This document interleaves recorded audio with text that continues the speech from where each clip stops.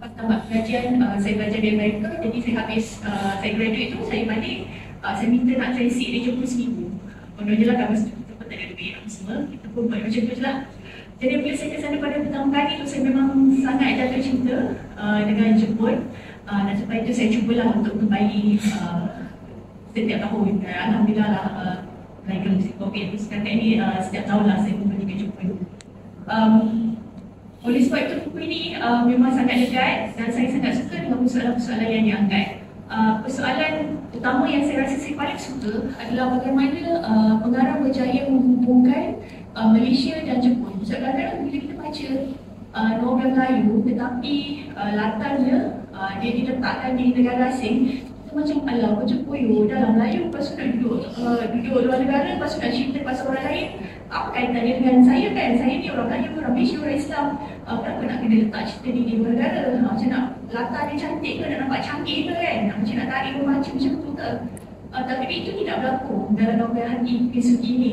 Kerana walaupun ia berlaku di Jepun, boleh kata 90% ya, kecuali pada bab pertama itu saja. Yang lain-lainnya semua berlaku di Jepun. Tetapi watak Tasnim Amani, seorang gadis Melayu yang berasal dari kampung pesisiran pantai, sangat kuat jiwa Melayunya, jiwa Islamnya. Jadi apabila kita membaca kisahnya di Jepun, kita tidak terasa dia terasing daripada latar kita sebagai orang Malaysia. Contohnya dalam kehidupan seharian beliau di Jepun, dia sangat menekankan aspek-aspek asas seperti hal solat, hal aurat, hal pemakanan, hal haram dan sebagainya. Dan dia juga turut berkongsi perkara-perkara itu dengan orang-orang sekelilingnya.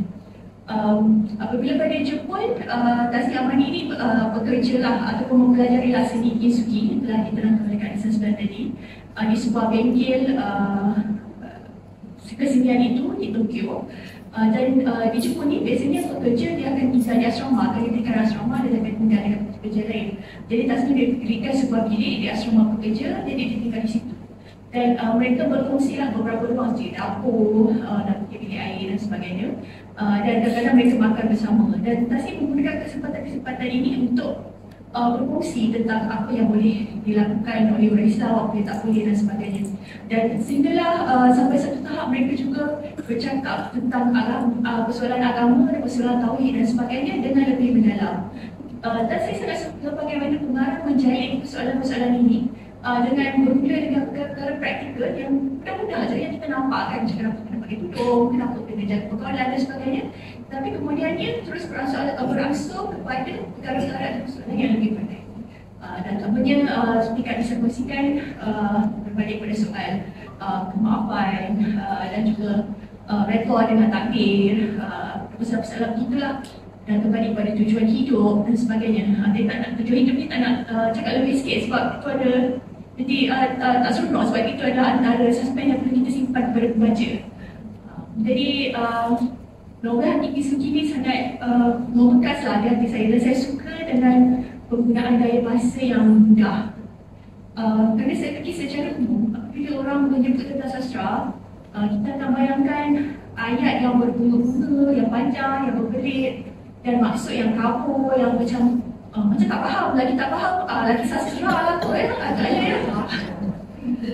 Tapi sebenarnya itu tidak tepat. Tidak sebenarnya tepat lah. Kerana seperti Tuan Kak Yan kongsikan sebentar tadi, salah satu definisi sastra adalah adab. Dan adab adalah susunan kata-kata dalam ketertiban yang tertentu. Dan dalam Islam sendiri, setiap bidang ilmu, cabang ilmu adalah untuk setiap bidang ilmu yang benar adalah untuk menemukan kita untuk mentakikkan kebenaran, iaitu Allah yang Esa dan Nabi Muhammad SAW adalah Rasulullah kan. Jadi sastra juga begitu, sastra sebagai satu cabang ilmu juga begitu. Jadi kalau yang bahasa yang kabur, yang buat kita rasa makin jauh daripada agama dan sebagainya, itu mungkin bukan karya sastra lah. Kerana karya sastra sepatutnya menjelaskan, tidak ada keraguan tentang perkara-perkara yang besar ini. Dan saya rasa sebagai sebuah novel, Hati Pisuki berjaya lah membawa persoalan itu dengan jelas dan betul. Terima kasih.